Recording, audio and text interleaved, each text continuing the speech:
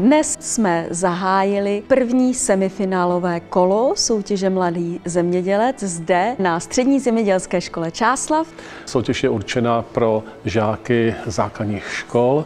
Následující dny budou probíhat tato semifinále i v dalších krajích České republiky a následně proběhne finále v Brně na Mendelově univerzitě.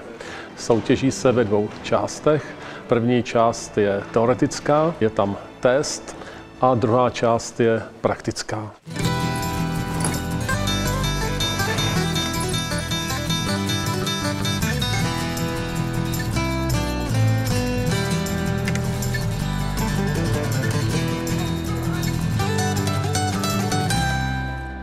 Dělali jsme poznávačku rostlin, jezdili jsme s traktorem, s kolečkem a dojeli jsme krávu. Bavilo mě ježdění traktoru, protože je dobré, že si takhle děti můžou vyzkoušet tady a je to zábavné, že se to hýbe a tak.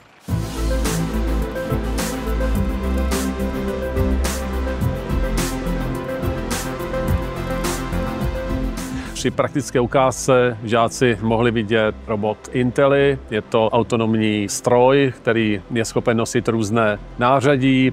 Probíhala ukázka nejnovějšího dronu s multispektrální kamerou, který se může využívat v takzvaném precizním zemědělství.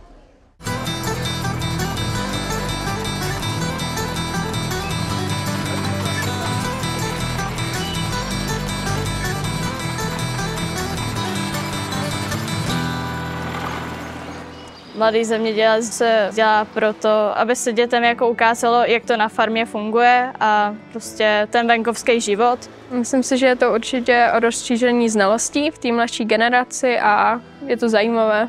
Já sama jsem si prošla třeba různými soutěžemi, jako je biologická olympiáda a podobně. Přesně to ve mně pomáhalo pěstovat tu lásku k té biologii, k té přírodě. Proto jsem ráda, že i pro zemědělství existuje takováto soutěž Mladý zemědělec, která může dětem více ten obor ukázat a může je to právě přitáhnout k tomu oboru, který se proměňuje, například kvůli novým technologiím a podobně, takže je tam potřeba i nová mladá krev, která těm technologiím třeba více rozumí. To nadšení těch žáků nás motivuje a těšíme se i do dalších měst, takže máme z toho velkou radost a věříme, že přispějeme takto k popularizaci zajímavého oboru, jakým zemědělství bezesporu je. Já bych mladým lidem vzkázala, ať se nebojí zkoušet nové věci, ať zjistí, co je pro ně to pravé, ořechové a ať je to třeba i zemědělství nebo životní prostředí, ať jdou za tím, co je baví.